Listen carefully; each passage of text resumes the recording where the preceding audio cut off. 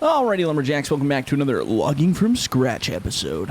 So last time we were playing, we had just taken the old loader up there and we had walked around, kind of cleaned up some of those slash piles, pushed some logs together to make some bigger piles. So this time around, we're going to hop in this bad boy and we're going to go clean up some of these piles.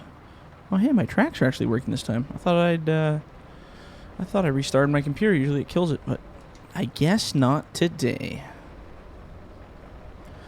So I'm getting lots of positive comments I see from people about switching back to these commentary episodes. I guess people really like those, so we'll stay away from the time lapse. I was thinking of doing like a separate time lapse series where there is no commentary; it's just straight up time lapsing. But yeah, I don't know. We'll see. That stuff takes time too. You never know. You never know.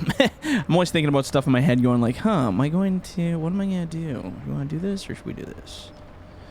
Anyway, we'll see how it goes. So, first things first, that's a burn pile, so we don't... See, I can really easily mistake that for like a good pile. So let's go down here and pick this one off first, because this is the closest one. And then we'll just kind of walk backwards and clean them up as we walk. And then, yeah, we'll have to bring that truck over and start doing some loading there as well.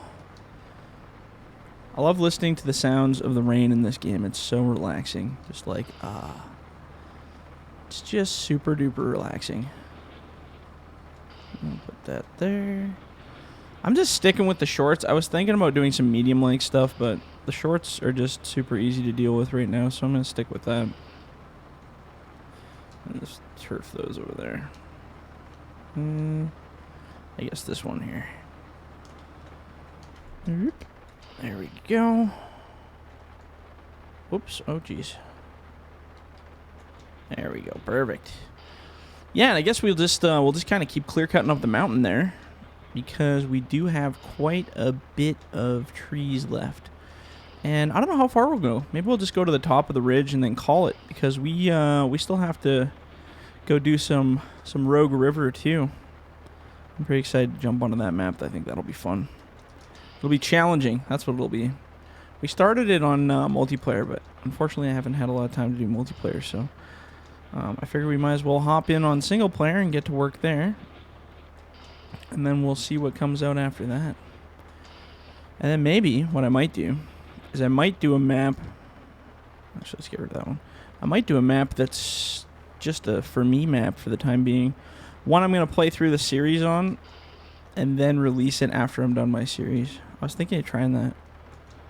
That way it's my map entirely. No one else has it. Not yet. And then once I get it, or once I'm done with it, you guys can do whatever you want with it. Just to reward myself as a modder. Sometimes it's good to have...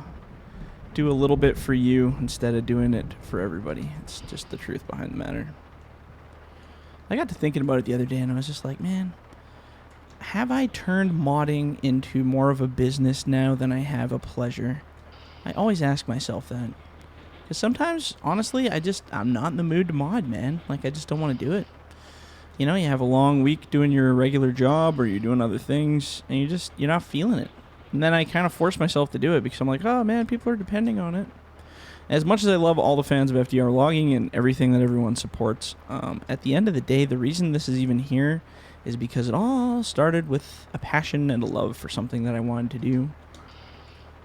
And some days, I'm not going to lie, some days I do feel as though that's kind of dwindled down a bit, at least in the passion department.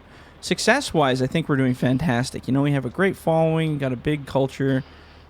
That's all well and good, but for me personally, modding, it's some days I'm just kind of like, I kind of feel like I've turned it away from what it was ever supposed to be and got a little too into the, you know, I wouldn't say fame and fortune, but the fame of things, the attention of things, and I'm pretty sure all good YouTubers and all. It's like, I always say it's like a TV show. You know, you start off with a first season that's usually the pilot. It's not really sure what it is yet, but it's learning and people are having fun and they're passionate about the project. And then what happens in most TV series is they get big. If they get big, they get bigger. And then the original core concept that people actually loved about them starts to dwindle a bit. It happens to bands as well. Actually, bands are the biggest one. Think of how many bands you used to love, but you're like, oh man, I only like their first album because they weren't sellouts then. I always think about that. Do you remember when this band was actually like more about the music and less about the fame and the money and all the crap that comes with it? Now, that's not entirely comparable with FDR Logging, because there definitely hasn't been a whole lot of fame and money that came with it, but it's definitely been shaped differently than I ever thought it was going to be. So, and as an artist, I think anyone who's an artist in the world is completely bipolar when it comes to artwork, because you can be working on something one day and loving it and thinking this is going to be the rest of your life and change you and and then the next day you can be completely bipolar and be like, man, I should just burn it all and walk away. But I guess it's like that with everything in life. Everyone's got to decide what they want to do. I plan to keep this running for as long as we possibly can, just for the fun of it and the love I have for logging. But I mean, eventually I always look ahead inevitably and look at the future and go, is there a future in this? Is this something that's going to have longevity, or does it have an expiry date on it like most things? So in order to keep things alive, you have to be dynamic. You have to change. You have to, constantly turn it around so that it's, meeting to your everyday novel standards. But if you keep sticking with the old stuff, sometimes, like I said, all this stuff has an expiry date for time and interest, and who knows how long farming simulators are going to be around, I'm almost predicting they'll cut logging out of it entirely. I'm seeing that coming. The drive for logging, I think, in 2017 was the highest it's ever been. The drive for it in 2019, I don't think there's a whole lot of love for it like there used to be. I think the novelty is worn off, and people are kind of going back to the idea of like, okay, what else is available? Or, okay, that was fun, but, there's not a lot. The other thing that kind of irritates me is this. I feel in 2017 we still had more stuff happening than we do in 19.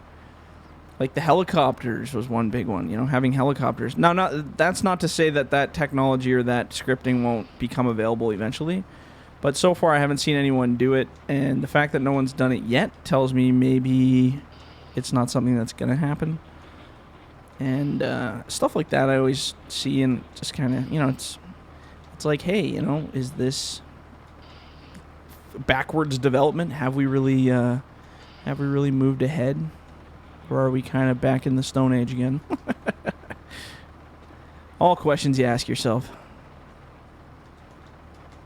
But like I said, we would like to try to keep it going as long as possible. But I have a feeling one day it's going to have to swap out to something else or change, or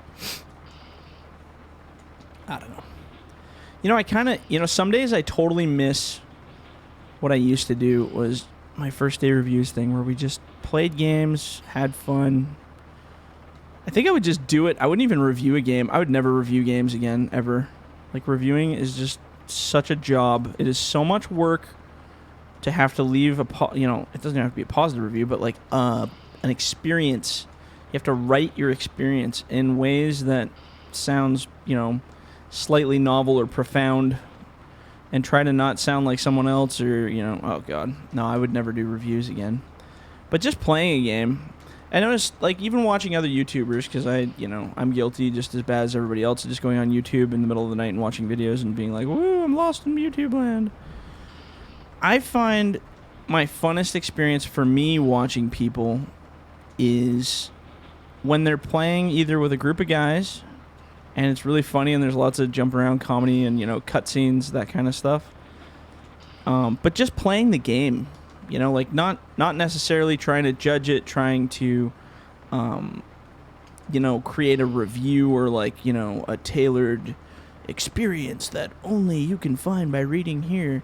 I think it's the people who just play the game, like literally just have fun playing it, and don't care about whether it's a good scene or a bad scene or whether it's glitchy or not glitchy. They just, enjoy the actual playing of it. I think that's more fun to watch.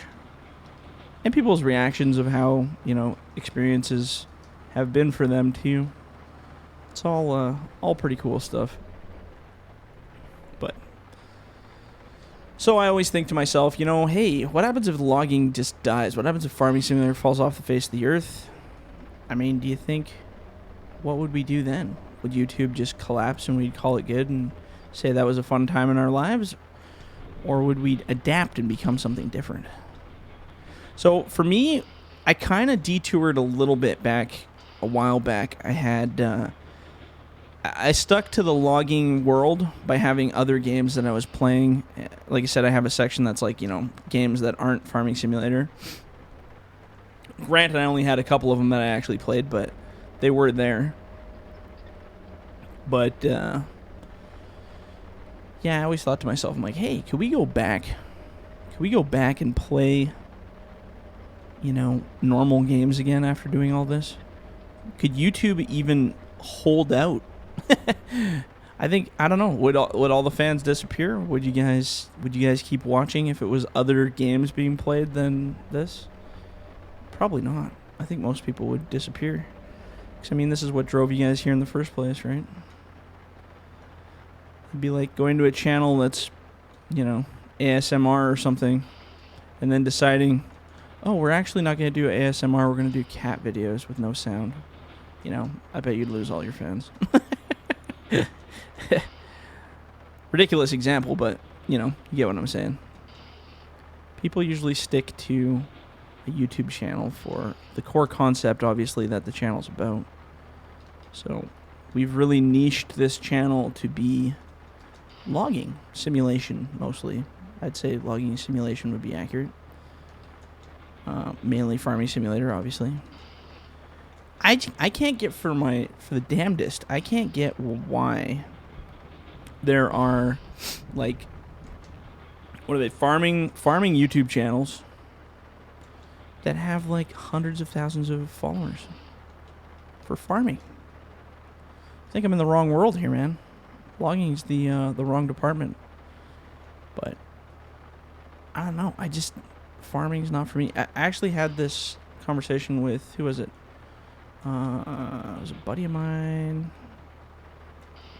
God, I can't remember what it was. I think it was yesterday, actually. Last night? Oh, Colin. I was talking to Colin. So I was talking to Colin last night, and I was like, we were flipping through games on Steam. We're like, hey, we need to find a game that's fun for us. Let's play something co-op. It'll be a blast. And we just couldn't find anything really. But we're just going through all these games, and then I come across this train simulator game. Now, I've heard of these in the past, but I never really gave them much rhyme or reason. So I'm like, oh, look, a train simulator game. So, as a laugh, I just go take a look at it. Because I don't give a crap about trains. It's not a gig for me, right? So I'm like, oh, I'll go check out Train Simulator. Okay, so now I go into Train Simulator, and I'm taking a look. And they have, like, 10 million DLCs for buying different types of trains and stuff. And they're all, like, $10 to $15 a piece for a train. Like, we're talking a virtual train, and hundreds of them. I couldn't believe it. I was scrolling through the DLC list going like, holy Lord. So then I found this other total darker world of people who just are obsessed with trains. I literally had no idea that was a thing. I thought, maybe there was some enthusiasts who were interested in trains, building their little train sets or tracks or whatever, but never, ever have I seen such a following for a simulator, other than, farming. But then I thought to myself, I'm like, man, why do people give a crap about trains? They're so boring. You're on a track, and it's straight, and it doesn't do anything, and you just drive back and forth on a perfectly straight track, right? And then it kind of hit me. I was like, man, this is exactly how people feel about logging who don't care about logging, the same way I feel about trains. And it was kind of a neat epiphany for me, because I was just like, wow, I can see why people look at me going like, what the hell is wrong with you? That's so funny. But yeah, it's interesting to see the different cultures and stuff and what they attract.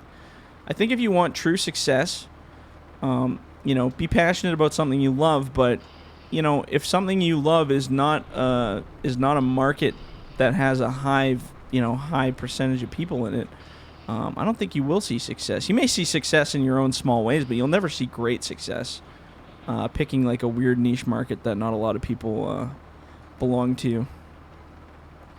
So, you know, Call of Duty, if I would have had this kind of passion for Call of Duty or like Fortnite or something like that, I bet you I would have a far superior following in a game like that than I would for Farming Simulator. Granted, that's not something I want to do because I don't have an interest in playing those games, but I'm just saying, market value wise, you kind of got to follow the crowd if you want to do successfully on YouTube. So as far as it is to have these little niche channels, I mean, like, we're nothing to shake a stick at. We have a great following. We have, you know, almost 13,000 people that subscribe to us on YouTube. And that's no joke. I mean, like, that took a lot of work to get there and a lot of support and, you know, a lot of love from people to get there. But then you look at somebody who started, like, last year and they're playing a game like Fortnite, or they're playing a game like PUBG or something like that, and they started a year ago compared to me starting like 4 years ago, and they put even less effort into their videos, and they have like followings of 50 to 80,000 already, and you're like, what the hell? How did you do that? So you always judge your success against other things, and I think if logging had the following that Call of Duty had or that Fortnite had, you know, like a big population, we would be rocking it. We'd be laughing for sure. But we do live in a very, very niche little market, and I think that's what also makes it fun for me. Because I think if it got too big, it would just get irritating. You know, like, can you imagine having 100,000 people asking you questions daily? I bet you'd lose your mind. I think I'd lose my mind anyway. I don't know. It's like the bittersweet of having fans. A lot of great people, a lot of crazy people. You have to find the right balance between the two. And I think some people who get too big too fast don't see the value in the work it takes to get to what you need, and the sacrifice and the not giving up. That's the hardest one. I can't tell you guys how many times I've been like, oh man, I'm just gonna give up because my God, life is way too hard right now. Life is hard and I don't have time, and excuses aside. But we didn't. We kept going. And I think that's the truth for success. You may not get humongous, but that's definitely a good start place for sure. But I don't know. I'm personally thinking about trying to do either another YouTube channel completely separately, because this one's pretty much dedicated to logging. But I was thinking about doing a separate YouTube channel entirely, and just doing some recording of gameplay, like playing the games, having fun, dicking around, you know. Obviously, it'll take a million years to get anywhere with it, but it's all a start. So I don't know. That's the proverbial bit of my life. The term, I don't know. What are we gonna do? I don't know. How long is it gonna take? I don't know. But we will get there eventually. I should actually push this into that crap pile down there, if that's possible. I don't know if I can slide that way or not. Oh yeah, there we go. I was trying to see if I can move it down to this slash pile down here. Keep all the garbage in one spot. That's ideal. So let's slide this. I don't actually know where the pile is here. Just a sec. Let's go around. Shimmy shambles. Oh, I think that's the garbage pile right here. See, if I leave them all nice like this, it totally looks like a pile that I forgot to process. And like I said, I probably could have got better cuts out of that, but we didn't. Here, oh, here's a pile here. We're just going to go like this and just shove it all there like that. There we go. So there's kind of a crap pile here, too. Combination of crap piles. So yeah, sorry to get so deep with you on this episode, talking about all that stuff, but it's all stuff you got to think of when you're doing YouTube or modding or playing for any kind of specific game. All modders eventually kind of get to the point where they, you know, have we extinguished the flame? Is there anything left here? It's really hard to tell sometimes. But I don't know. You know what? You guys leave in the comments. You guys leave your opinion. What do you guys think?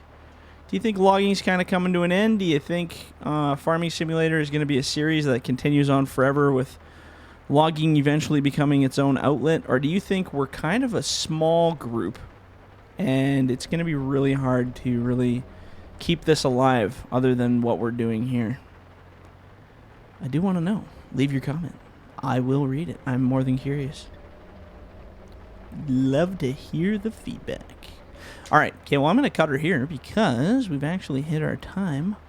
I'm going to park this thing all nice with the head on the ground. Bloop. There we go. Shut her down. Oh, listen to that beautiful rain. That'll never quit. Bathe in it. So we have a crap ton of wood to bring out of here, laying around in big piles. Oh, is that a pile to process too? Or is that tops? I think that's tops. See, you don't know. You never know. Should put like a notch cut in them so I know. There you go. Bloop. Can you actually make like a V cut on these things?